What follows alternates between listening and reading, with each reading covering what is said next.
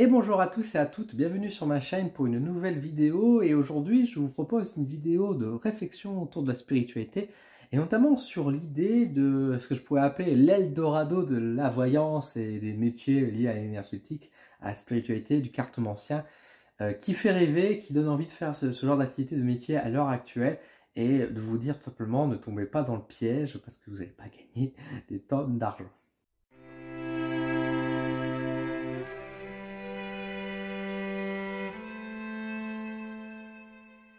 Alors, cette vidéo est une vidéo plus, encore une fois, de mise en garde, on va dire, et aussi de l'expérience de mon métier que j'ai pu, à travers, bien sûr, mon prisme d'entreprise, au bout de 5 ans, quand même, d'entreprise, et en comparaison avec, bien sûr, aussi, on va dire, les nombreuses personnes aussi que j'ai pu rencontrer, les nombreux collègues que j'ai pu voir qui m'ont fait, qui m'ont partagé aussi leur vision des choses, ce que j'ai pu voir à la fois sur les réseaux sociaux, mais également en vrai, à travers les salons, à travers les gens que je côtoie, sur les métiers de l'énergétique.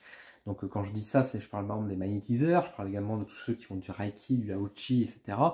Également les cartomanciens, les voyants, les médiums, etc. etc.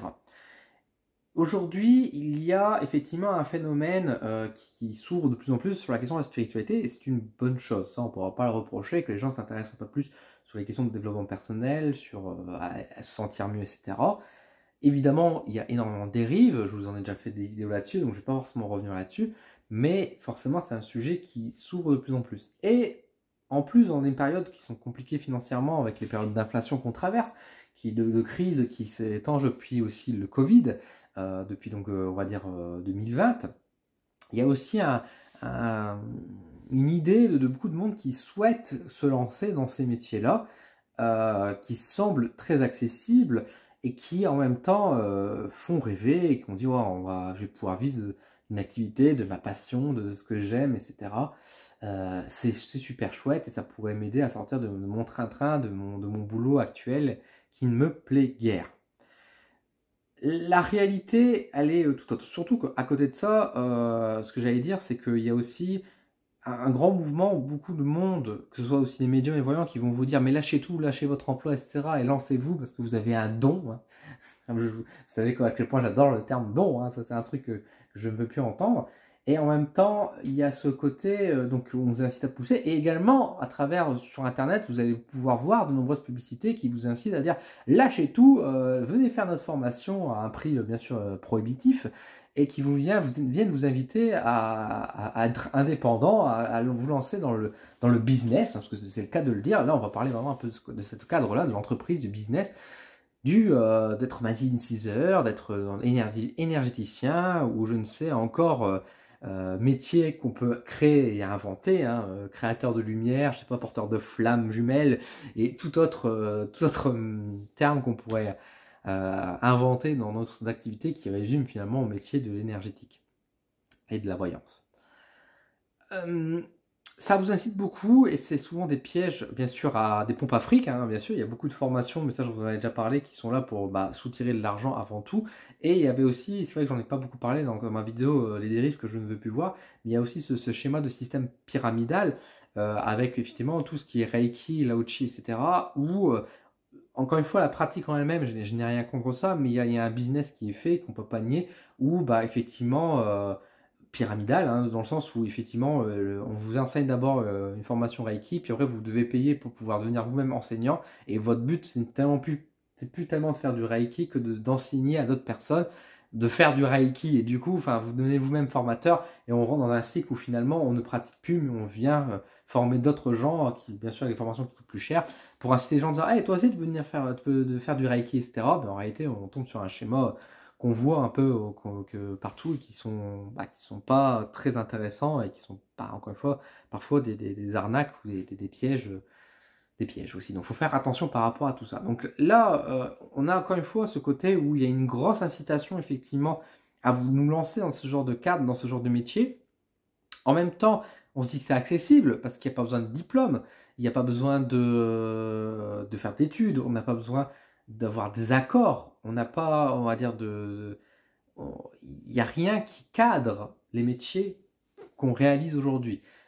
Contrairement par exemple à la médecine, où il y a bien sûr le conseil des médecins qui est quand même qui est là et qui permet justement de mettre des limites, et que s'il y a des médecins qui abusent de leur position, bah, il y a une punition, ils peuvent les rétrograder, on peut même perdre le titre de médecin et ne plus être autorisé à pratiquer. Dans nos métiers énergétiques, de voyants, etc., il n'y a pas du tout ce genre de choses, il n'y a aucun contrôle. C'est un autre débat à ce sujet, je ne rentre pas dans ce truc-là, mais il n'y a aucun contrôle. Et donc forcément, du jour au lendemain, tout le monde peut se dire, allez, go, je me lance. Surtout qu'en plus, en France, il y a une certaine facilité, je mets entre guillemets, facilité pour pouvoir se lancer dans le monde de l'entreprise, parce que devenir auto-entrepreneur, sur le papier, c'est pas si compliqué. C'est compliqué parce que dans le sens où bah, c'est pas... Il y a un langage, il faut quand même faire gaffe par rapport aux impôts, aux déclarations, etc. Bien sûr, il y a des trucs à faire, des démarches qui sont un peu lourdes, mais en soi, si demain vous voulez vous lancer, techniquement, rien ne vous empêche de créer votre activité, ne serait-ce même au dehors du domaine énergétique, on peut. Je veux dire, après, il faut comprendre comment ça marche, mais en soi, c'est possible.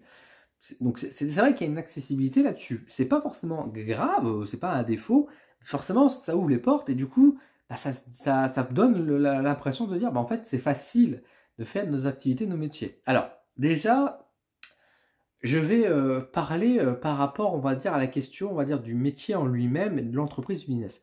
Quand on est auto-entrepreneur, je parle vraiment en auto-entreprise complet. Je ne vais pas forcément parler même à mi-temps, etc., qui peut être une solution intéressante, mais là, je vais vous parler vraiment de toute l'envie parfois qu'on a de dire, je vais quitter mon métier, je vais tout abandonner pour me lancer complètement dans l'énergétique. Déjà, il faut comprendre que c'est un métier où on est quand même très souvent seul.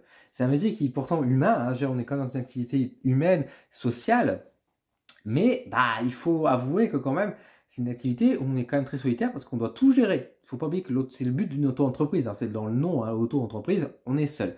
Donc c'est quand même gérer tout ce qui est impôts, c'est gérer tout ce qui est administratif, comptabilité, c'est gérer toute la partie, on va dire aussi des assurances. Il y a toute une partie également à gérer avec, on va dire, bah, les réseaux sociaux, notamment, hein, parce que les réseaux sociaux aujourd'hui, c'est pas quelque chose qu'on peut forcément se passer quand on lance notre activité, ou très difficilement. C'est possible, mais bon, il faut quand même mettre la main là-dessus. Si on veut faire des vidéos, il faut quand même s'y connaître aussi sur les manières de faire tout le montage, connaître un peu les bases de l'Internet, comment fonctionnent les réseaux sociaux et la culture de l'Internet, hein, aussi, parce que bah, encore une fois, on ne peut pas poster forcément innocemment certains sujets sur Internet et se dire bah, ça va aller, ça va marcher, etc. Enfin, la compréhension de l'algorithme, des choses comme ça, c'est extrêmement complexe. Et puis, encore une fois, et au-delà de ça, il y a une question d'éthique aussi à se poser, parce qu'encore une fois, comme on n'a pas de cadre, bah, on est libre, mais on est libre de tout. Et en même temps, bah, il faut savoir se poser un cadre si on veut être sûr que ça fonctionne bien et que bah, on soit dans nos valeurs. C'est pour ça que par exemple, dans mes vidéos YouTube, j'en fais beaucoup. Il y a d'autres vidéos que je sais, par exemple, par rapport à l'algorithme, qui flatteraient et qui marcheraient bien. Par exemple, là, à l'heure actuelle, au moment où je tourne la vidéo en août 2024, j'aurais pu faire pour le mois de juillet. J'aurais pu tourner plein de vidéos sur les législatives, j'aurais pu tourner plein de vidéos sur les Jeux Olympiques, etc. Ça aurait fait du buzz, ça m'aurait fait des vues, ça m'aurait fait de l'argent. Sauf que bah, c'est pas ce genre de vidéo, moi, qui me plaît, c'est pas le genre de vidéo que je trouve forcément éthiquement parlant forcément très intéressant. Et encore une fois, avec bah, la manipulation aussi qu'on peut induire, l'influence qu'on peut apporter, c'est pas forcément des choses que j'ai envie de faire sur ma chaîne YouTube, et c'est un peu contraire à mes valeurs. Et ça, c'est parce que je me suis imposé, par exemple. Et quand on se lance dans ce genre de métier, il faut savoir aussi se mettre ce genre de cadre. De même que quand on reçoit des personnes, qu'on va recevoir des personnes, on est seul face à ces personnes pour pouvoir gérer. Si la personne n'est pas contente de son tirage ou qu'elle exige certaines choses, il faut être capable aussi de dire non. Il faut être capable de dire bah non, bah, vous me payez, parce que quelqu'un qui dit bah voilà, vous avez fait ma séance, mais j'ai pas envie de vous payer. Comment vous gérez ça? Comment vous allez faire? Vous allez porter plainte, enfin, alors que vous êtes dans une activité qui est déjà pas très cadrée. Il n'y a pas de papier, enfin, vous devez gérer tout ce qui est facture aussi, par exemple, des choses comme ça, qui est souvent un grand oubli. Encore une fois, il faut déclarer aussi, bien sûr, parce que c'est pas vous lancer, et je sais qu'il y a des gens qui se lancent, il y en a beaucoup qui se lancent et qui font leur activité sans se créer une auto-entreprise, etc., ce qui est illégal, encore une fois, enfin, dès que vous faites une activité, que ce soit des services, vous devez déclarer. Et le métier de médium cartomancien, il est visible dans nos activités, on est dans une profession libérale, il est reconnu dans l'État, entre guillemets, dans le sens où Là, ils sont bien contents pour reprendre de l'argent, bien sûr, mais il n'est pas reconnu, on va dire, au point de vue de la loi. C'est ça qui est surtout la différence. Mais en tout cas, on est quand même, malgré tout, tenu à devoir déclarer, à devoir être, à devoir ça. Et puis tout simplement aussi, bah, si on veut avoir une retraite, même si bon, la question de la retraite c'est encore un autre sujet, mais tout simplement avoir accès à la Sécu, etc., il faut bien aussi payer l'URSSAF, hein, bien sûr, par rapport à tout ça. Donc évidemment, on a quand même toute une partie à gérer qui demande être quand même un peu multicasquette aussi. Donc ça demande quand même de savoir faire un minimum de savoir utiliser Internet, savoir utiliser un minimum les outils informatiques, de comprendre un peu comment on fonctionne, tout ça, ce qui n'est pas forcément évident. Alors bien sûr, on peut avoir de l'aide, etc., mais même, c'est pas si facile que ça de pouvoir, on va dire, avoir ce soutien-là, etc. Et surtout, là, je vous parle avec une idée d'avoir peu de revenus aussi. Si vous avez déjà un capital de départ, vous avez beaucoup d'argent, enfin, vous avez beaucoup d'argent, vous avez quand même une somme de départ qui vous permet d'investir, etc. C'est chouette, et ça vous serez plus à l'aise, vous pouvez demander à des professionnels, vous pouvez vous faire coacher, etc. Mais si vous commencez votre activité et que vous n'avez pas forcément beaucoup de revenus, c'est compliqué. Parce que par exemple, moi aujourd'hui, ça fait 5 ans. Bah, il y a 5 ans, forcément, j'ai évolué sur beaucoup de choses aussi. Mais j'ai aussi évolué en termes de matériel. J'ai pu financer des téléphones un peu plus chers pour faire des vidéos un peu plus qualitatives. J'ai pu avoir, j'ai revendu pas mal de choses pour pouvoir financer ma caméra. J'ai pu acheter un micro. Après, par la suite, enfin, il y a encore acheté un micro, je l'ai eu en cadeau à Noël. Donc, parce que j'ai quand même, c'est pas toujours facile pour avoir là-dessus. La lumière, pareil, c'était un cadeau de Noël. Donc, vous voyez, c'est des choses comme ça. Et bien sûr, tous les oracles, tous les livres, etc. Alors j'en reçois quelques-uns, mais j'ai un seul partenaire réellement qui est là. Après, j'ai des auteurs qui me prennent en sympathie et je les remercie, qui m'envoient des choses. Mais la plupart des jeux, etc., c'est aussi moi qui les achète. Il faut les financer à ce niveau-là. Surtout que moi, en plus, je ne les revends pas parce que pour moi, ça fait partie un peu de la collection, ça fait partie un peu de certaines choses. Forcément, ça va demander d'avoir quand même une gestion qui est aussi importante. Alors là, je vous parle tout d'un aspect, on va dire, un peu effectivement pratique, etc. Mais c'est une partie qui est concrète et qui est réelle dans la vie de tous les jours. Gérer ses mails, gérer les demandes. Quand les gens vous appellent à 22 h le soir, il faut savoir les gérer. Vous allez dire, j'ai coupé mon téléphone. Oui, mais enfin, vous avez coupé votre téléphone, mais quand vous êtes dans votre activité et que vous avez besoin d'avoir des clients, etc., est-ce que vous allez couper votre téléphone et vous dire, merde, je le passe à côté d'un client ou pas? Vous voyez, il y a quand même toute une réflexion, il y a une pression, il y a une psychologie qui vraiment, au début, c'est un Eldorado, on se sent bien, mais à un moment donné, quand on est un peu dans l'attente des gens qui viennent nous voir, ou alors quand on est surmergé un peu par le travail, qui va demander de devoir avoir un emploi du temps. Parce que c'est ça aussi, devoir gérer un emploi du temps, parce qu'au début, forcément, on est libre, on n'a plus le côté 8 h où on doit se lever à 8 h pour aller au boulot à 9 h, et puis travailler jusqu'à 18 h. On est beaucoup plus libre. Mais justement, cette liberté aussi, elle a un prix, il faut savoir bien gérer les choses. Autant ça peut mieux nous accommoder sur notre rythme de vie, autant il faut avoir la motivation, il faut avoir le sérieux aussi qui est là, ce qui n'est pas toujours évident, pour pouvoir tenir un rythme et se dire, bon bah là aujourd'hui, je vais faire ce travail-là, je vais m'occuper de ça, etc. Là j'ai des rendez-vous, je le place là. D'autant plus que par moi, dans mon cas, je suis tout seul, donc c'est plutôt facile, mais quand on a une vie de famille, quand on a des enfants, quand on a un mari ou quand on a une femme, bah, il faut bien aussi gérer son emploi du temps par rapport à eux. Il faut poser la question aussi, bah, se dire, voilà, est-ce que je vais recevoir chez moi? Est-ce que c'est possible? Est-ce que je vais plutôt louer un local? Donc, déjà, si je loue un local, il faut trouver le local. Il faut peut-être le partager pour réduire les frais. Enfin, ça va rajouter des dépenses supplémentaires aussi. Donc, vous voyez déjà un peu toutes ces réflexions, toutes ces difficultés qui peuvent être présentes. Le plus recevoir chez soi, moi, je peux recevoir chez moi. Et là, il faut dire une chose, c'est que moi, j'ai de la chance d'être un homme. Parce que quand on est une femme, c'est beaucoup plus complexe. Et puis, bah, je peux vous dire que les amis que j'ai qui sont femmes ne reçoivent absolument pas chez elles. Et à aucun moment, l'adresse, elle est visible sur Internet ou quoi qu'est-ce. Parce que beaucoup de femmes, bah, malheureusement, font face à du harcèlement.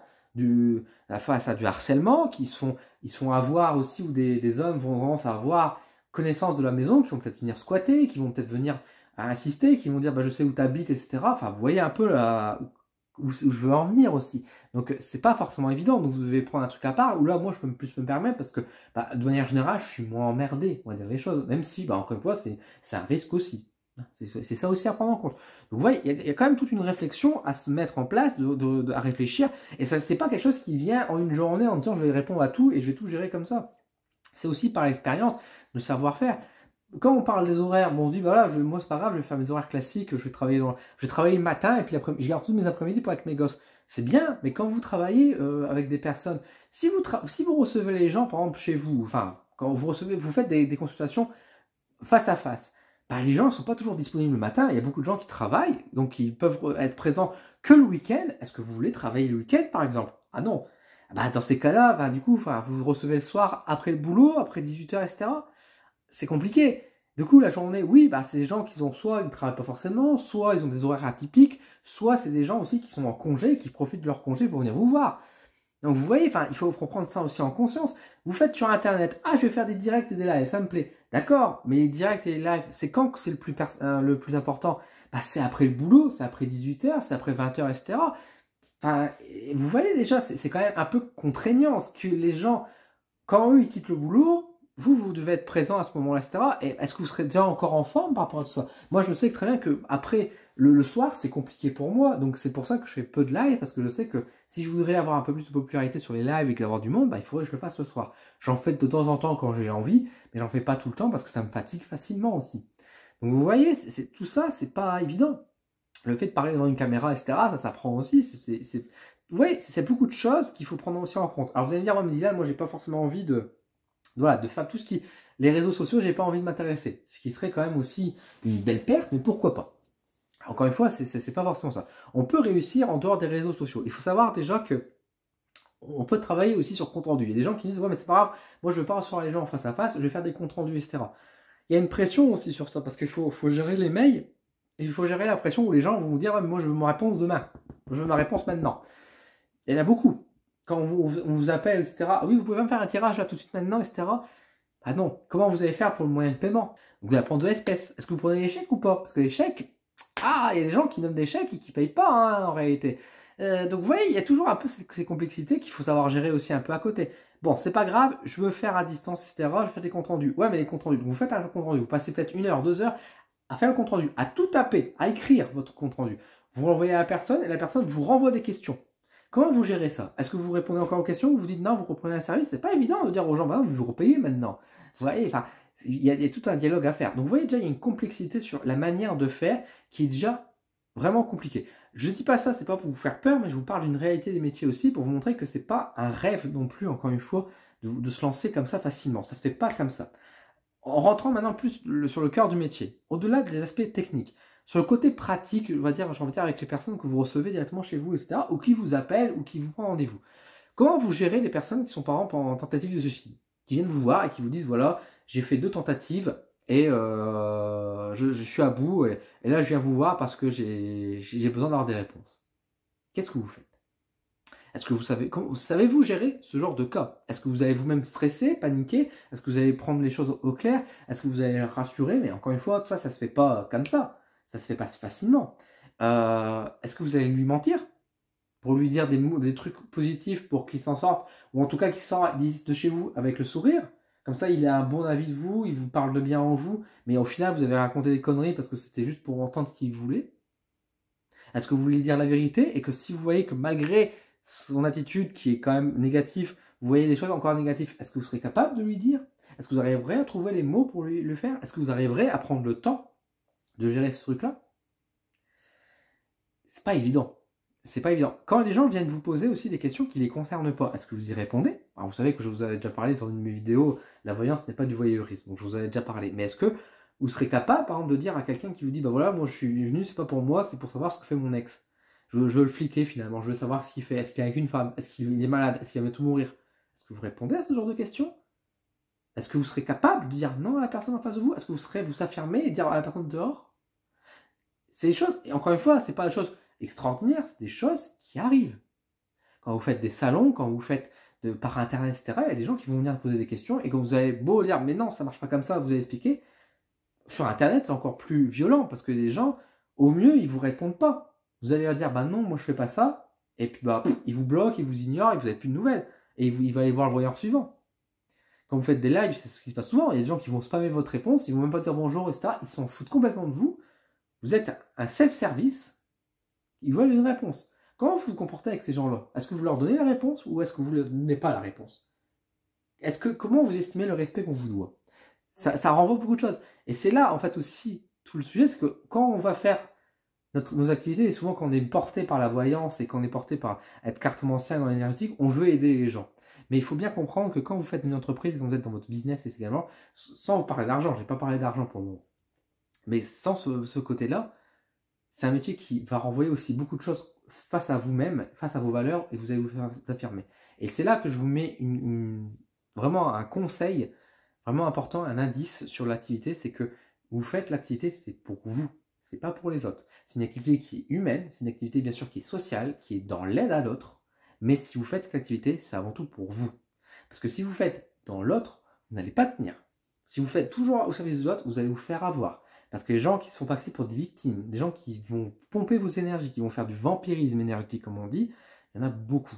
Et ces gens-là, il faut savoir trouver les bons mots, il faut trouver les bons gestes, les bonnes informations pour pouvoir les aider, pour qu'ils ne vous vampirisent pas, qu'en même temps, ils ont le déclic d'avancer, etc. Il y a des gens, vous n'arriverez pas à les sauver. On n'est pas des sauveurs, de toute façon, on n'est pas là pour aider et sauver les gens. Il y a des gens qui viendront, vous aurez beau dire les choses, ils ne vous écouteront pas. Ils vous répéteront des choses que vous n'avez jamais dites. Tout ça parce que simplement, vous n'allez pas dans leur sens. Il faudra gérer ça. Il faudra gérer votre réputation également. Parce que là, on parle comme ça, etc. Même si c'est un domaine qui s'ouvre de plus en plus, vous allez faire face à la critique. Vous allez faire face à la moquerie. Il y a des gens qui vont vous critiquer, qui vont dire que vous êtes des arnaqueurs, que vous manipulez les gens, que vous faites ça pour l'argent, qui vont vous dire que vous êtes des merdes. Ça, c'est quelque chose qui est régulier, qui est présent aussi dans le regard, dans le comportement. Vous êtes mis un peu à l'écart de la société, vous devenez des parias, dans un certain sens. J'exagère peut-être un petit peu en disant des parias, mais il y a quand même cette sensation qui est là. On n'est pas dans le monde des bisounours non plus. Ça, c'est clair et net, il faut en avoir conscience aussi de ça. Gérer les gens, encore une fois, nous sommes... Et là, il faut faire attention aussi, parce qu'on va gérer les gens, parce qu'on ne sommes pas des psychologues. Et il y a beaucoup de gens qui ont besoin d'être suivis par des thérapeutes et par des psys. Et nous ne sommes pas dans ce cadre-là. Nous sommes pas... Je mets à côté le coaching, etc., qui est un autre sujet. Mais nous, en tant que voyants, cartomanciens, énergéticiens, on peut venir aider un peu les gens, dans le sens où on peut les soulager, on peut répondre à leurs questions, on peut les accompagner un petit bout. Mais à aucun moment, nous sommes des psychologues, on est des thérapeutes on ne fait pas d'hypnose, tout ça, à moins que vous faites ça un peu sur le côté en plus. Mais ensemble, on est dans une catégorie qui vient apporter une aide supplémentaire, complémentaire à d'autres activités. Si vous voyez des gens qui ont des besoins, etc., il faut les aider à aller aussi vers le psychologue, etc. Alors j'entends déjà des gens qui vont me dire oui mais les psychologues ils travaillent pas bien, ils font pas bien les choses, etc. Il y a des mauvais psychologues comme il y a des mauvais voyants, effectivement. Mais il y a des bons psychologues, etc. Et c'est pas parce qu'il y a eu une mauvaise expérience qu'il faut rejeter complètement l'expérience. Il y a des gens qui font des études de plus de 5 ans, qui sont très performants, qui sont très bien, qui sont très ouverts, qui sont très à l'écoute et qui vont aider également ces gens. Et il faut aider aussi ces psychologues à avoir aussi leur clientèle, j'ai envie de dire, à avoir leur patient également qui est là pour pouvoir aider les gens qui sont en face de nous. Il ne faut pas se prétendre en disant moi je suis voyant, je suis meilleur qu'un psychologue. Il ne faut pas être dans cette échelle-là. On n'est pas dans une catégorie de qui est la plus grosse. On est là pour faire en sorte que la personne qui est en face de nous soit plus heureuse dans sa vie. Nous, on peut apporter des réponses, on peut aider d'une certaine manière. Maintenant, il y a une autre manière aussi d'accompagner les gens qui parfois nous dépassent. Et je vous parlais tout à l'heure des gens qui ont des idées noires, des gens qui parfois ils ont des traumatismes, etc.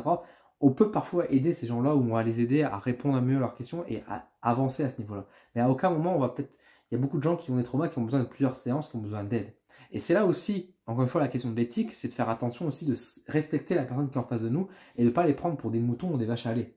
Les gens qui sont en face de nous, il ne faut pas les rendre addicts à la violence. Les gens peuvent adorer nos séances, ils peuvent m'aimer et dire je peux prendre rendez-vous la semaine prochaine ou dans un mois, etc. Il faut être capable de dire non aussi à ces gens-là. Parce qu'il ne faut pas leur créer une drogue. Pour moi, une séance de voyance, en général, une par an, c'est déjà très bien. Parfois, on peut le faire dans un schéma plus court, quand il se passe pas mal de choses et qu'on a besoin de réponses. Mais moi, je conseille de toujours laisser au moins 3 mois. Enfin, le chiffre 3. 3 mois de délai. Il faut savoir dire à des gens, non, vous ne prendrez pas rendez-vous avec moi la semaine prochaine, vous attendrez 3 mois au minimum avant de reprendre rendez-vous. C'est contre-productif. Parce qu'on est là pour faire de l'argent aussi, bien sûr, dans ce business. Et parfois, vous serez dans un truc, vous dire, j'ai pas de rendez-vous là sur le mois, c'est un peu compliqué, etc. Ah, il y a quelqu'un qui m'a appelé, il veut reprendre rendez-vous le mois prochain, la semaine prochaine. Ah, j'en ai besoin pour l'argent. Mais en même temps, est-ce que c'est éthique? Et vous n'oubliez pas que nous, nos activités, nos métiers, il y a quand même là-haut qui nous surveille un petit peu, ou nous guide, en tout cas, qui nous encourage aussi à faire le mieux et de voir un peu par rapport à nos valeurs et par rapport à nos gestes. Et c'est là qu'en fait, encore une fois, vous devez vous mettre en garde et se dire, oui, peut-être que moi aussi, c'est pas énorme, j'aurais pu peut-être gagner 40, 50, 60 euros de plus en reprenant un rendez-vous avec cette personne-là, en brodant peut-être un autre rendez-vous, mais c'est pas éthique. Et ce sera pas utile pour cette personne parce que je vais répéter ce que j'ai dit aujourd'hui. Et répéter la même chose, ça ne sert à rien. La personne, elle peut enregistrer, elle peut écrire les messages, elle les relit, c'est tout aussi efficace, et ça l'aide aussi cette personne parce que et vous avez du respect aussi sur cette personne-là. Parce que vous l'avez dit, je ne t'ai pas pris pour une vache à lait, je n'ai pas abusé de ta faiblesse à ce moment-là, de ta faiblesse psychologique qu'on traverse tous à ce moment-là, hein, qu'on peut tous avoir, même si les gens qui viennent nous voir ne sont pas toujours en faiblesse, forcément, on va dire, psychologique, mais qui peuvent parfois avoir des éléments, on va dire, qui peuvent avoir des abus, savoir mettre un frein en disant non, non, stop, on fait on n'abuse pas. Parce que sinon, après, on peut être mal à l'aise déjà de nous, de notre côté, on peut avoir le sentiment d'avoir de l'argent sale également qui peut arriver, etc., etc. Donc vous voyez, c'est quand même... Tout ça, c'est quand même des choses à prendre conscience. Et maintenant aussi, parlons un peu argent. Argent. Très rares sont les personnes qui vont vraiment réussir à gagner leur vie. Moi, ça fait 5 ans que je fais mon activité, je suis seul, je suis indépendant, je gagne ma vie de manière très juste. Voilà, je ne vais pas vous mentir, je ne regrette pas, j'arrive quand même à en vivre de mon activité. J'arrive à être tout seul, je n'ai pas d'activité secondaire, je suis tout seul, c'est ça aussi mon avantage, entre guillemets, c'est que j'ai pas d'enfants à charge ou des choses comme ça. J'ai des chats, mais c'est pas tout à fait la même chose que des enfants, bien évidemment, on va dire en termes de charge. Je suis tout seul, j'ai pas de compte à rendre, hormis à moi-même, j'ai envie de dire. Donc je peux m'en sortir à peu près comme ça. Et je suis quelqu'un de très économe, je suis quelqu'un qui dépense très peu, je suis quelqu'un qui mange, on va dire, assez peu de manière générale. Donc j'arrive à m'en sortir avec cette somme d'argent. Mais, encore une fois, il faut bien vous rendre compte que autant ça peut vous faire un petit complément peut-être de salaire, autant si on fait une activité pleine, c'est pas sûr et certain que vous allez réussir complètement. Parce que par rapport à ça, il y a des gens qui réussissent. Alors, dans ceux qui réussissent, ou qui partent, il faut faire attention sur les réseaux sociaux aussi au paraître, hein, à ce niveau-là, parce qu'il y a beaucoup de gens qui vont faire croire que ça marche du feu de Dieu, etc. Alors qu'en réalité, si on gratte un peu leur compte, on s'aperçoit que c'est pas si fort que ça, et que peut-être ces gens-là aussi ont des revenus subsidiaires à côté. C'est-à-dire que c'est peut-être des personnes aussi qui sont mariées, qui sont peut-être aussi sont en couple, et que leurs conjoints gagnent mieux leur vie, et que c'est le conjoint qui porte peut-être la majorité des charges. C'est peut-être aussi des gens qui sont hérités de papa-maman d'une maison et qui ont moins de charges aussi sur leurs épaules. Faire attention à ça, bien sûr, évidemment. C'est des gens qui ont déjà des revenus de base qui sont assez conséquents. Attention à ce qu'on peut voir sur les réseaux sociaux. Attention aussi de voir aussi aux gens qui vont faire un paraître, qui vont devant la caméra, tout est beau, mais qui en réalité derrière vivent peut-être encore chez leurs parents, peut-être qu'ils ont encore des soucis, etc. Donc attention par rapport à tout ça. Les gens qui vont réussir, il y a aussi ceux, bien sûr, qui arnaquent les gens. Les gens qui vont dire oui, bah moi je gagne bien ma vie, etc. C'est très facile de gagner bien sa vie quand on fait des grandes promesses à tout le monde et puis qu'on ne les réalise pas, bien évidemment, derrière, mais qu'on a encaissé l'argent. Je peux vous dire qu'on a vu beaucoup sur ces dernières années de personnes qui ont fait ces choses-là. Et encore une fois, c'est des gens qui, de toute façon, ne sont plus là forcément. Je pense à un certain youtubeur là actuellement, mais je pense à d'autres personnes qui ont aussi abusé de ces personnes-là qui sont apparues un beau jour, qui ont utilisé certains codes pour bien paraître, pour faire croire, encore une fois, pour mieux manipuler, et qui derrière, après avoir empoché, on va dire, de l'argent, en disant à tout le monde, oui, oui, je vais répondre à vos questions, etc., et avoir empoché plusieurs milliers d'euros, sont partis en vacances, ont donné une nouvelle derrière. Et qui reviennent après peut-être plusieurs mois en disant, oh mon Dieu, on m'a attaqué, on m'a piraté, je suis de retour, etc. Enfin voilà. Et qui suppriment bien sûr tous les commentaires qui ont été négatifs et tous les mauvais avis, ou qui changent de nom, ou qui changent d'aspect, etc. Méfiez-vous de tout ça, bien évidemment. Mais même au-delà des arnaques, il y a des gens, bien sûr, qui réussissent bien parce qu'ils ont un bon business, ils ont des bons plans, etc. Ils ont une certaine méthodologie, mais c'est ces gens-là qui réussissent et qui gagnent bien leur vie, hein, qui parfois gagnent, on va dire, 2000 euros, etc. Par exemple, grâce à ce métier-là, c'est très bien, hein, c'est très beau. Ils sont très rares, comme je vous l'ai dit, et c'est souvent des personnes qui ont beaucoup travaillé également derrière, on va dire, soit leur image sur les réseaux sociaux, qui travaillent depuis un certain temps, qui ont un plan business et qui séduisent aussi certaines personnes avec des idées très claires en mettant bien en avant. Il y a des personnes aussi qui sont très douées également, hein. Bien sûr, il y a des talents, hein, j'ai envie de dire. Il y a aussi des personnes qui sont plus intuitives, plus connectées. Alors je vous reprends, je vous disais, donc il y a des personnes bien sûr qui sont plus douées que d'autres. Et puis il ne faut pas le prendre mal, c'est pas parce qu'encore une fois, on a chacun notre méthodologie de travail. C'est pas parce que, encore une fois, il y a des personnes qui vont faire une certaine méthodologie que vous devez suivre cette méthodologie, hein. Vous suivez celle qui vous parle et celle avec laquelle vous êtes à l'aise. Et des gens, moi, par exemple, les vies antérieures, c'est un peu plus mon dada, j'adore en faire. Autant le contact défunt, j'ai eu quelques expériences à ce niveau-là, mais c'est pas un sujet qui m'intéresse, c'est pas un truc que je veux développer plus que ça. Je le travaille pas. Il y a des gens qui font du contact défunt, qui sont merveilleux, qui font très bien, et c'est tant mieux pour eux.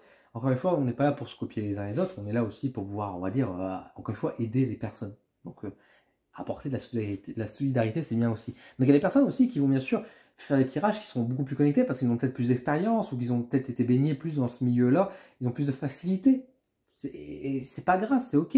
On n'a pas besoin de tous avoir fait, on va dire, cher encore une fois, tous ceux qui font de la natation, ils n'ont pas besoin d'avoir été gagner, on va dire, la médaille d'or aux Jeux Olympiques pour pouvoir devenir maître nageur. On peut, enfin, dire, on peut tous quand même s'en sortir et on peut tous, on va dire, on a tous notre place, j'ai envie de dire, par rapport à nos activités.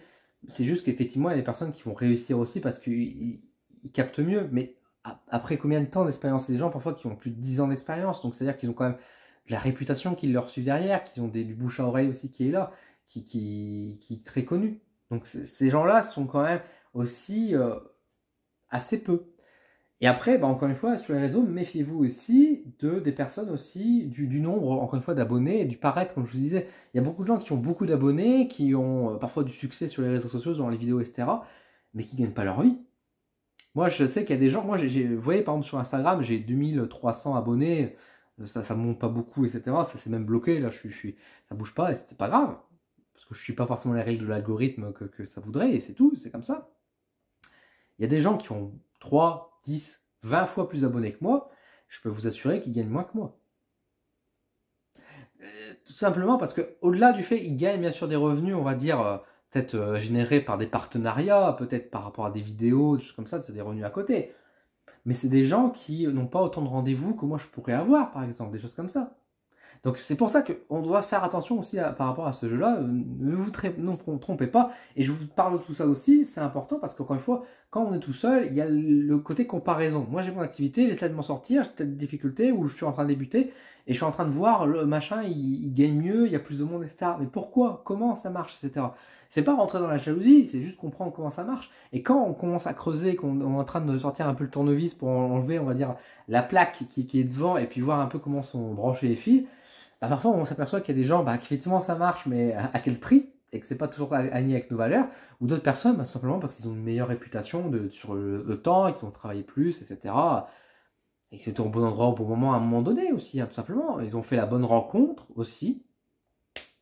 Je peux pas dire, il n'y a pas de hasard parfois. Il y a des gens aussi qui ont rencontré des personnes, qui ont fait des interviews et qui ont été propulsés comme ça, du jour au lendemain, comme ça. Et ce sera juste, c'est tout. Donc c'est pour ça que, vous voyez, il y a une part de hasard et de chance quand même aussi dans nos activités, mine de rien, qui mènent, enfin de chance, etc. Il n'y a pas de hasard. Je le sais qu'il n'y a pas de hasard. Mais quand je dis c'est une part de hasard, c'est dans le sens où il faut parfois tomber sur les bonnes personnes, etc. Et cette rencontre, vous l'aurez peut-être en 10 ans, comme il y a des personnes qui l'auront l'année suivante et qui vont progresser plus vite. Et c'est ok, c'est pas grave. Faut pas oublier ça. Parce que faut pas oublier aussi qu'il y a beaucoup de gens qui se lancent, mais il y a beaucoup de gens qui arrêtent également. Le nombre de personnes qui n'ont même pas tenu 2 ans d'activité, j'en connais pas mal, je peux vous le dire. Ou qui sont disparus dans la pampa, j'ai envie de dire, parce que, bah, encore une fois, c'est des gens peut-être qui marchaient du feu de Dieu au début, qui se vantaient bien, qui se prenaient pour les rois du monde, qui montaient en ego, et qui du jour au lendemain, bah, ont dû faire face à certaines épreuves de vie, comme par hasard, ou alors qu'ils ont finalement ce qu'ils disaient, comment ils fonctionnaient, etc. On s'apercevait que ça marchait pas si bien que ça, parce qu'il faut pas oublier une chose, c'est qu'au début, bah, vous avez une réputation qui est plutôt positive, parce que les gens, si vous dites des choses positives aux gens, les gens sont contents. Si vous dites ce qui leur plaît, bien sûr, bah, les gens vous font une bonne pub.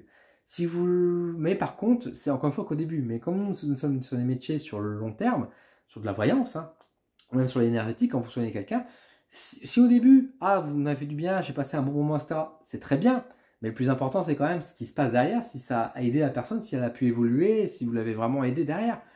Au final, si les gens viennent vous voir après plusieurs années de métier, c'est bon signe. Par contre, si c'est des personnes que vous avez vues plusieurs fois, mais sur une période très courte, et après vous les voyez plus du tout, il y a des questions peut-être aussi à se poser. Alors, c'est pas toujours, on va dire, négatif pour autant, mais c'est juste que, bah, après, si au final, ce que vous avez dit, rien de ces produits, les personnes ne vous conviendront pas et qui diront, bah, finalement, cette personne-là, elle ne m'a pas dit les choses justes. Sans prétention de ma part quand je dis ça ou quoi, attention, hein. Mais c'est juste qu'il faut faire attention par rapport à tout ça aussi, et c'est pour ça qu'aussi quand vous voyez des gens qui peut-être que vous aurez le sentiment de dire punaise, moi ça fait des années que je travaille et que cette personne-là, enfin, elle a une meilleure réputation que moi, attention de pas tomber dans le jeu des apparences encore une fois là-dessus. Je vous parlais argent. Donc je vous disais que l'argent, on n'en gagne pas facilement sa vie. Et encore une fois, il y a un peu un sujet d'apparat qui est mis devant. Et au début, on gagne bien un peu sa vie parce qu'il y a un peu le côté vente de nouveautés aussi qui peut fonctionner avec vous. Ou la curiosité qui peut amener. On va pas se mentir aussi que, encore une fois, selon qui vous êtes, si vous êtes un homme, une femme, selon la dégaine, selon la posture que vous avez, vous allez pouvoir plus ou moins attirer des personnes aussi ça va vous parler. Selon les régions également, si vous habitez certaines régions, je sais que par exemple, si vous habitez un peu plus dans le sud, que vous habitez dans le nord, dans le nord c'est un peu plus difficile de se lancer que dans le sud, par exemple. Vous voyez, on n'est pas, pourquoi? Parce qu'on n'est pas sur les mêmes échelles de vie, par exemple, également, on n'est pas dans la même culture. C'est aussi une question de concurrence, entre guillemets, même si pour moi, j'aime pas voir un peu trop ce côté-là, bah, mine de rien, forcément, je le vois bien que quand par exemple, on est sur un salon et que nous sommes 10, alors que sur d'autres salons, on n'est que 2, bah, on n'a pas forcément, on va dire, les mêmes chiffres à la fin du week-end, bah, on n'a pas forcément les mêmes sommes qui sont tombées, forcément.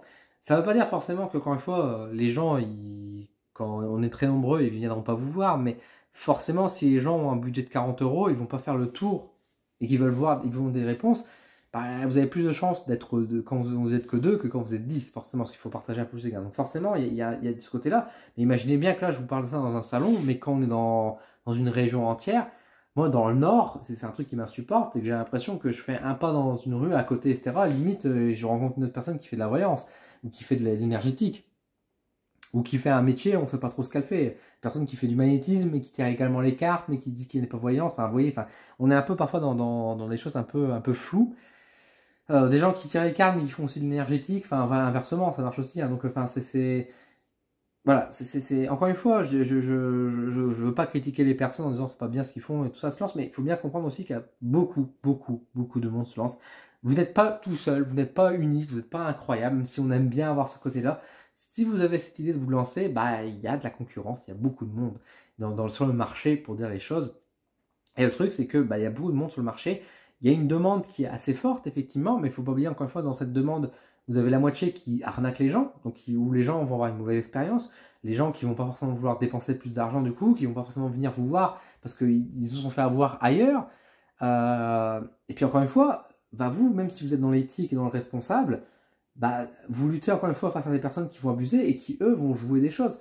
Par exemple, moi, je vais te prendre l'exemple des vies antérieures que je travaille beaucoup. Moi, j'ai une vision des vies antérieures qui est escalée, je vous ai déjà présenté plusieurs fois, mais elle n'est pas très sexy sur le papier, dans le sens où je parle quand même de dire attention, vous pouvez avoir des traumatismes, attention, une vie antérieure, ça se fait pas comme ça, c'est pas en tirant 3 cartes, une vie antérieure, ça vient réfléchir, ça vient vous faire travailler, ça vient vous faire bousculer, ça demande aussi avoir des connaissances un peu historiques, etc. Donc vous voyez, je mets quand même des cadres qui sont quand même pas forcément à la portée du premier venu. Et je peux vous dire, quand moi je fais, par exemple, mes vies antérieures, quand je fais la conférence mes vies antérieures pour expliquer comment ça fonctionne, ma vision des choses, etc., à chaque fois que je fais mes conférences, je peux vous assurer qu'il y a toujours 3, 4, 5 personnes qui, au début, commencent à m'écouter et qui, bah, en fait, ils se lèvent au moment où je parle un peu des dangers, de faire attention à ce niveau-là, parce qu'on sent bien que ces personnes-là, ils se disent, je veux pas entendre le négatif, je veux pas entendre ça, enfin, moi, je suis venu, enfin, je veux entendre du rêve, je veux qu'on me fasse rêver, je veux qu'on me dise, ouais, bon, j'ai été ça, j'ai été ça. Il y en a beaucoup et ça se sent. Il y a des gens qui me posent parfois des questions, mais je leur dis non, enfin, ça peut pas. Il y a des choses qui bloquent aussi et forcément, c'est pas sexy. Et quand vous avez à côté une autre personne qui vous dit, et par exemple, moi, quand je dis, un des premiers barrages, par exemple, pour faire une vie antérieure avec moi, c'est que moi, je pose la question, est-ce que vous avez une problématique? Est-ce que vous avez un blocage? Est-ce que vous avez un souci? Et je vérifie avant de faire la vie antérieure, je vérifie si le blocage ou si les problématiques, si le questionnement est en lien avec une vie antérieure ou si ça vient d'un autre problème. Forcément, vous voyez, il y a un barrage déjà pour accéder à ma vie antérieure. Si demain, et c'est le cas très souvent, il y a des personnes qui vont vous dire, moi, je vous fais les vies antérieures dans mes séances de voyance comme ça, entre guillemets gratuitement dans ma séance de voyance, je vais tirer 3 cartes, vous n'avez pas besoin de problématique, et mieux que ça, je vais vous donner votre blocage, je vais vous dire pourquoi ça ne va pas aujourd'hui, en vous racontant une pseudo-vie antérieure, et vous dites, bah, vous avez vécu ça, donc forcément aujourd'hui ça se produit ça. Vous n'avez pas de chance en amour, c'est parce qu'il y a eu ça dans la vie antérieure, alors que c'est pas forcément du tout ça, c'est peut-être juste parce que la personne, elle prend pas soin d'elle, par exemple, tout simplement, elle vibre pas dans ces choses-là. Donc vous voyez, ces choses-là. Mais encore une fois, qu'est-ce qui c'est le plus sexy? Voir une personne qui vous dit non, mais vous en faites pas, je vais vous dire pourquoi ça va pas. Il y a un truc dans votre vie antérieure, je vais regarder tout de suite en même temps que je fais ma séance de voyance.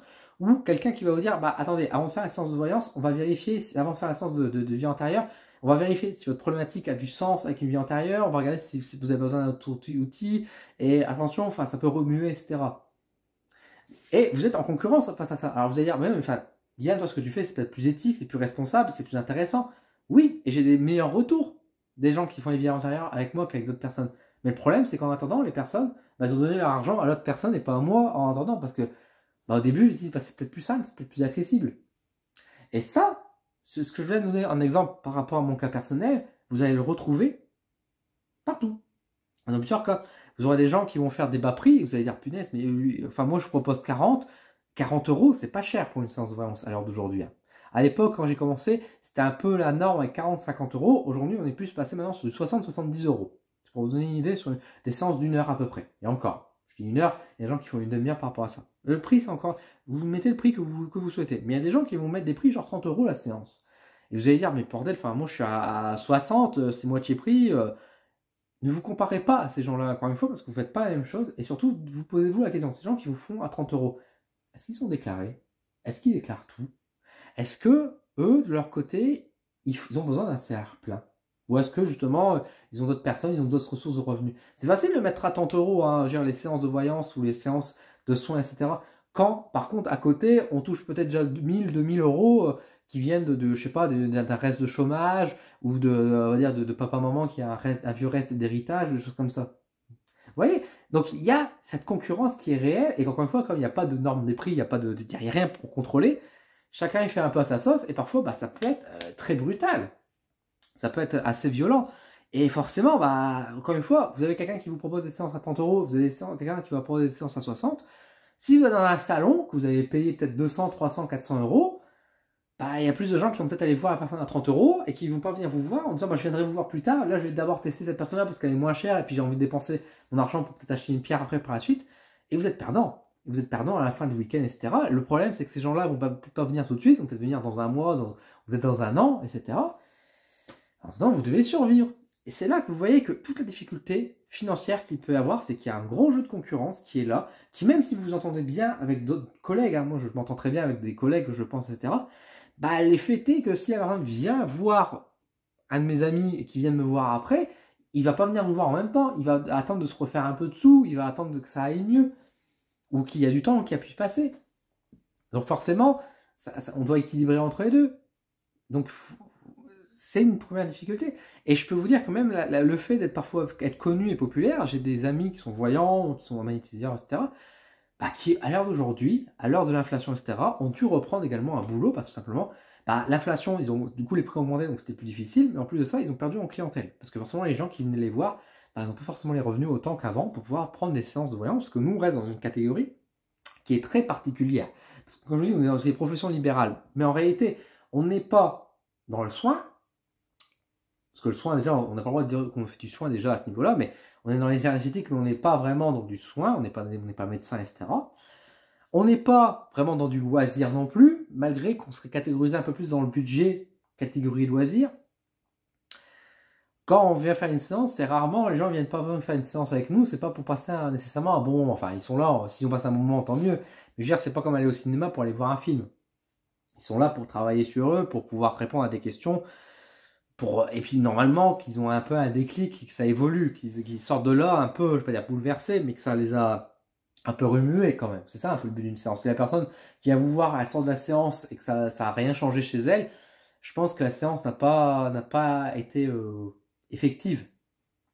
Donc on est quand même dans une catégorie qui est quand même assez à part, et puis surtout on est aussi dans un milieu qui reste un peu secret, caché. C'est un peu le but de notre profession aussi. C'est aujourd'hui, même si ça s'ouvre de plus en plus et qu'on en parle un peu plus ouvertement, il y a quand même encore beaucoup de tabous sur notre profession, etc. Et puis c'est rare que les gens disent ah, j'étais voyant, j'étais pour ça. Enfin, ils en parlent avec des amis avec qui ils sont déjà un peu ouverts, qui sont un peu en accord sur ça, mais c'est rare qu'un de vos collègues va dire ah, moi j'étais voir un voyant, ou j'étais voir quelqu'un, etc. Ou alors ils vous en parlent dans un cadre où vous êtes un peu rapprochés, vous avez eu un dialogue un peu personnel, etc. Par exemple, vous voyez. Donc c'est vrai que c'est quand même spécial, c'est quand même spécifique, c'est quand même particulier. Il faut savoir gérer un peu à ce niveau-là. Et puis en plus, il y a un côté aussi, on va dire, qui... Les gens en fait sont tous différents aussi, on ne pourra pas plaire à tout le monde également, c'est un truc à travailler. Et forcément, si vous voulez plaire à l'un, vous n'allez pas plaire à l'autre. Si vous voulez plaire par exemple à un public plus jeune, plus ciblé, il faut trouver les bons arguments par rapport à ça, c'est pas toujours évident. C'est plus facile, entre guillemets, de séduire une population j'allais dire vieillissante. On va mal dire ça, je sens que j'aurai de mauvais retours. C'est pas dans le sens où je parle de personnes qui ont déjà un âge plus mûr, on va dire après 40 ans, 50 ans, 60 ans, etc. Parce qu'il y a un peu cette crise de quarantaine aussi qui passe. Vous voyez, il y a un aspect très psychologique, de toute façon, dans nos autismes. Forcément, quand c'est rare, j'en ai bien sûr des personnes qui sont très jeunes, etc., qui viennent me voir, et c'est toujours très plaisant, et c'est très intéressant.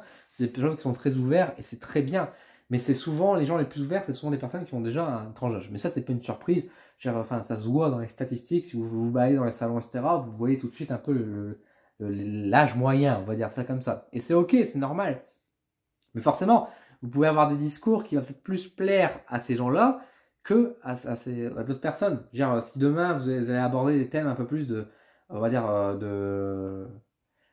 je vais prendre des clichés, mais forcément, si demain vous dites à des gens, à façon, les problèmes, ça vient des jeunes, etc., c'est des branleurs, etc., vous aurez peut-être un peu plus de succès avec ces personnes-là qui vous diront, ah ouais, il est bien lui, il connaît le sens de la vie hein, à ce niveau-là, que si vous dites, bah non, mais enfin, c'est pas un branleur, c'est juste qu'il veut faire, enfin, votre fils, c'est pas un branleur, c'est juste qu'à l'heure actuelle, il est en train de se chercher, il bosse, il est dans l'informatique, ça vous parle peut-être pas à vous, mais c'est pas pour autant qu'il fait rien de ses journées, c'est juste qu'il a pas trouvé son emploi, etc. Ah ouais, non, mais il est nul, ce voyant, il m'a dit que mon fils, c'était pas un branleur, alors que, enfin, il traîne, moi j'aimerais bien qu'il soit responsable, qu'il trouve une femme, et puis qu'il se mette qui se marie, et puis qu'il me fait des petits-enfants, hein. Je suis un peu cliché en disant ça, mais je pense que toutes les personnes qui font un peu des cartes, etc., auront le sourire aux lèvres parce que c'est pas si. Enfin, les clichés, il y a jamais de fumée sans feu, là, comme on dit après tout. Mais voilà, je prends un peu dans les extrêmes, tout le monde n'est pas comme ça. Heureusement, notre métier est très riche et notre métier est très beau, effectivement. Mais, bah, comme tout métier, il y a ses inconvénients, etc. Et cette vidéo, encore une fois, qui vous montrait que c'était pas un Eldorado, au-delà de l'aspect financier, encore une fois, parce que c'est très difficile de se faire financièrement, de pouvoir être indépendant financièrement dans ces genres d'activités, c'est réalisable, mais ça demande quand même des gros efforts et il faut être vraiment dans. Et c'est pas donné à tout le monde. Encore une fois, pareil, hein, comme je disais, il n'y a pas besoin de forcément d'études, il n'y a pas besoin forcément de formation, etc. Pour autant, il faut savoir gérer les gens, il faut déjà être plus qu'être humain, il faut déjà avoir pas mal de réflexion psychologique, avoir quand même pas mal de recul, il faut déjà être bien soi-même, il faut déjà être préparé, il faut savoir gérer les gens, savoir trouver les bons discours, etc. Et bah, on n'est pas tous forcément aussi faits pour ce genre d'activité, etc. Et encore une fois, je dis ça sans aucune vantardise et aucune vanité en me disant, bah, oui, moi je vous dis ça, je vous prends nullement de haut quand je vous dis ça en me disant, moi voilà, je vous parle comme ça parce que moi je réussis dans mon métier, etc. Je fais mon activité, etc. Je suis très heureux, mais je ne me prétends pas être le top of the world. Je suis comme je suis et j'ai encore beaucoup à apprendre. Mais enfin, vraiment sans vanité aucune, je pense quand même savoir gérer un minimum quand même un peu les gens, d'avoir les bons discours, avoir des bonnes réflexions aussi sur l'aspect humain et l'aspect psychologique. Et ça m'aide aussi sur pas mal d'aspects, ça aide les gens que j'accompagne également. Mais il y a des gens qui n'arrivent pas, qui ont du mal. Je sais que par exemple, je vous prenais le cas de personnes qui ont des pensées suicidaires.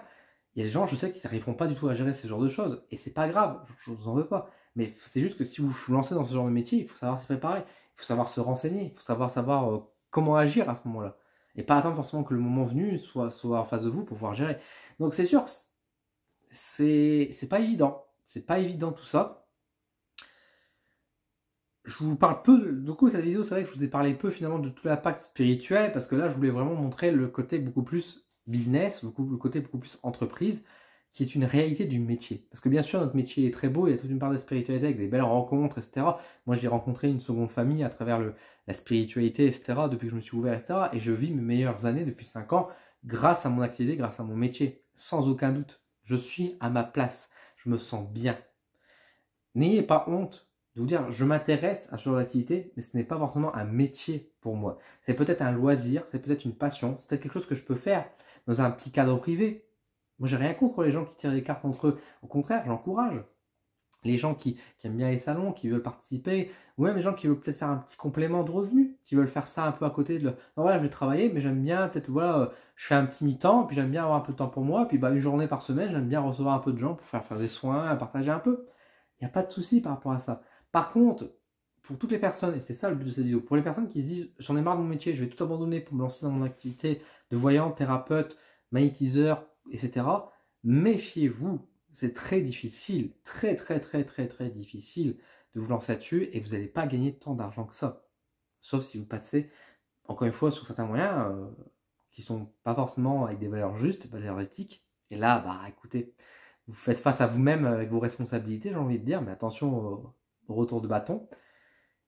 Et après, vous pouvez être droit et réussir aussi, parce que vous connaissez bien l'algorithme, et peut-être que vous avez réussi sur la même chose. Mais encore une fois, aujourd'hui, je vous parle pas d'algorithme, je vous parle de tout ça. Il faut savoir que si vous voulez bien réussir et percer, bah, parfois ça demande de sortir de l'argent du portefeuille. Parce qu'avant, si vous voulez être visible sur les réseaux sociaux, etc., il faut financer aussi. Et c'est pas donné à tout le monde, tout ça aussi. Alors, il faut avoir de l'argent aussi en réserve. Donc c'est pas. Parfois, on n'est pas fait pour être dans ce genre d'activité, dans ce genre de métier, et c'est ok. C'est pas parce que vous ne pouvez pas devenir médium que vous ne l'êtes pas. Dans le sens où vous pouvez ressentir, vous pouvez avoir des choses, etc., mais vous n'êtes pas fait pour réaliser en tant qu'activité professionnelle, en tant que métier, ce genre d'activité. Vous pouvez avoir des ressentis, vous pouvez avoir des messages, vous allez pouvoir accompagner les gens à votre échelle, à votre image, sans en faire une activité professionnelle. Et ça, il faut avoir quand même beaucoup d'humilité, je pense, pour pouvoir, on va dire, le reconnaître, l'accepter, et se dire juste, bah voilà, ma place, moi je vais continuer à faire mon activité, peut-être en tant qu'infirmière, peut-être en tant que médecin, pourquoi pas, hein. Peut-être je vais me reformer sur une autre activité pour être comptable, etc. Enfin, tout le monde a sa place. Chacun serait à sa place, à son métier, on arriverait à survivre, tout le monde ne ferait pas la même chose, contrairement à ce qu'on pourrait croire, mais chacun trouverait sa juste place, tout le monde serait heureux parce qu'on aimerait, il y a même des gens qui pourraient faire des métiers qui sont un peu compliqués, peuvent être difficiles, comme par exemple être dans l'agriculture, par exemple travailler dans les terres, etc., qui est un métier quand même très difficile, etc., mais qui vont être passionnés par rapport à ce genre de métier, qui pour rien au monde changeraient de métier, malgré que c'est difficile financièrement, mais qui vont adorer le métier de la terre. Vous voyez, donc chacun peut trouver sa place, mais ne tombons pas dans ce côté de dire bah, c'est de l'argent facile avec le métier. Non, c'est pas de l'argent facile. Ceux qui vous disent que c'est de l'argent facile à se faire et qu'il y a moyen de travailler, c'est les gens qui vont vous vendre des formations pour justement se générer de l'argent et qui vont vous inciter peut-être après à revendre vous-même ces formations-là. Des gens qui vous disent c'est facile, vous pouvez devenir demain, moi-même j'ai réussi, etc. C'est souvent des gens qui sortent de nulle part d'ailleurs, hein, souvent. Ils vont vous vendre des formations à 200, 300, 500, 600 euros, parfois 1000 euros, en vous disant je vais vous donner toutes les clés pour pouvoir réussir, pour devenir médium, etc. Encore une fois, il n'y a aucune formation qui vous aidera à devenir médium, etc. Le mieux qu'on peut vous donner en formation, et pas des formations très chères, c'est peut-être vous aider à interpréter les cartes, à vous donner des idées, à vous structurer un peu en tant qu'entreprise, on va faire du coaching par exemple. C'est des choses comme ça. Mais faire des formations, par exemple, sur le magnétisme, etc., on vous donnera quelques bases, mais pas besoin de dépenser dans ces cas-là, on va dire 600 euros pour vous apprendre le magnétisme. Hein, des séances à 60 euros, ça marcherait bien aussi. Hein. Mais c'est des gens qui, du coup, vont faire leur pub en disant c'est facile, devenez vous-même indépendant dans votre activité d'énergéticien. Je vais vous donner une formation à 600 balles. Vous dépensez 600 balles, vous avez la formation qui peut être intéressante et qui peut dire des choses vraies, hein, mais qui vous aurez pu apprendre tout ça gratuitement, peut-être sur Internet autrement, ou par l'expérience. Et vous avez dépensé 600 euros, mais ça ne vous donne pas les clés pour la réussite professionnelle derrière. Mais la personne, par contre, qui l'a vendu, elle, bah, vous avez fait 600 euros, et maintenant, imaginez qu'elle a fait ça à 10 personnes, ça fait 6000 euros. Voilà, c'est pas mal en un mois ou en une semaine. Elle peut être détendue, cette personne. Tout en plus, si on se dit qu'elle ne le déclare peut-être même pas, cet argent-là. Donc, vous voyez, on est face à un monde qui est quand même difficile, et c'est une épreuve difficile. C'est une activité qui est passionnante, c'est une activité qui est très intéressante, mais encore une fois, elle n'est pas destinée à tous.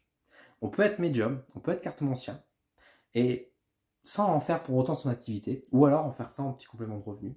Mais une activité pleine, pas forcément. Et ça, bah, encore une fois, c'est à vous de le voir, c'est à vous de le ressentir, c'est à vous d'avoir l'humilité de se dire aussi est-ce que ça va me convenir ce genre d'activité et de m'y préparer.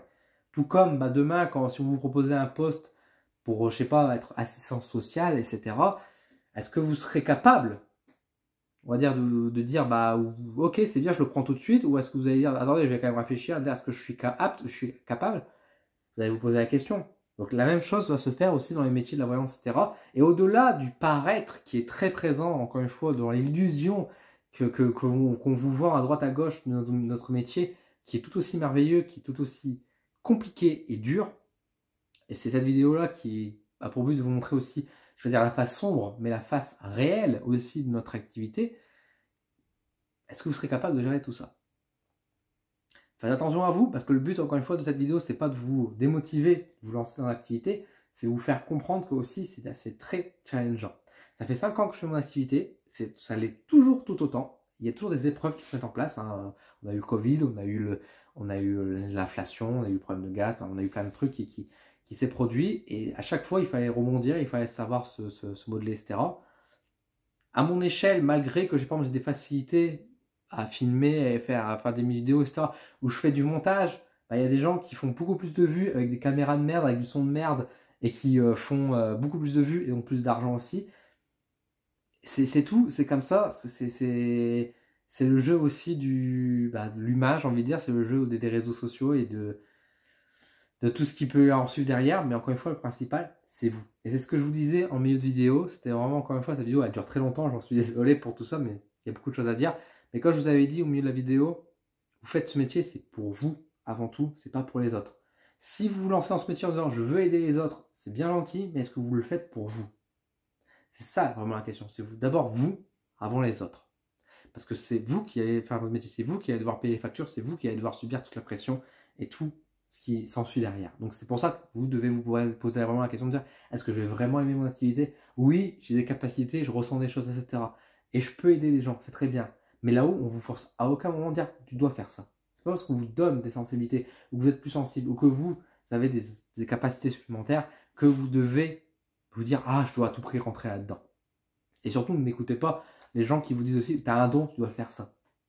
Et personne qui vous donne d'ordre, c'est vous. Vous seul qui pouvez savoir si vous êtes apte et vous êtes prêt et si vous avez aimé faire ce genre d'activité, sachant que ce sera sur difficile, ce sera sur des épreuves.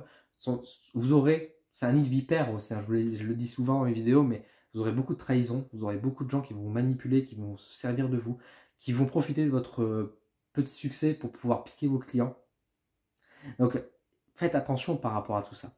C'est un métier qui est dur, c'est un métier qui est très beau sur plein d'aspects, mais c'est un métier qui est aussi très dur. Et vous savez comment je suis. Moi, je suis quelqu'un de franc. J'ai toujours dit les choses. Je dis ce que je pense. Ça ne fait pas rêver, mais c'est la réalité du terrain. Voilà, je vais m'arrêter là parce que cette vidéo elle dure très longtemps. Je voulais faire cette vidéo en moins de 30 minutes. Et puis, comme d'habitude, je parle. Mais je pense que c'est intéressant. Et puis, bravo à tous ceux qui auront écouté jusqu'au bout. Vous êtes des vrais. Donc, merci à vous. Alors, comme d'habitude, je vais vous donner un mot-clé. Vous allez dire... vous allez dire belle plante verte. Voilà, vous allez dire ça si vous avez regardé cette vidéo jusqu'au bout. Mettez en commentaire belle plante verte, comme ça je saurai que vous aurez vu la vidéo jusqu'au bout. Ça me fera plaisir en tout cas de me sentir soutenu et surtout sentir écouter et regarder également. Merci à vous. N'hésitez pas à me faire également dans le commentaire au-delà de mettre ce gentil message. Dites-moi aussi ce que vous avez pensé de cette vidéo, de votre réflexion, de ce que j'ai pu dire. Est-ce que vous êtes d'accord? Est-ce que vous n'êtes pas d'accord? Si vous n'êtes pas d'accord, dites-moi pourquoi. Quelle est votre réflexion? Avec le respect, bien sûr, sans partir dans les insultes ou quoi, mais juste vous donner un peu l'opinion. C'est une chaîne qui est ouverte, c'est une chaîne qui est aussi là pour ouvrir au débat, donc n'hésitez pas, ça me fait toujours plaisir. Merci à tous les gens qui me soutiennent également à travers les partages, à travers les commentaires, etc., mais également à travers le coup de pouce d'Odin. Merci à vous, les membres qui me rejoignent et qui me permettent de me soutenir financièrement pour m'aider justement dans mon entreprise à me développer. Et puis n'hésitez pas à venir me rejoindre pour soutenir mon entreprise d'une autre part, mais aussi pour recevoir des petits cadeaux en échange régulièrement, tous les mois, vous avez un petit quelque chose, donc c'est toujours sympathique. Merci à vous, prenez soin de vous, je vous dis à très vite sur ma chaîne.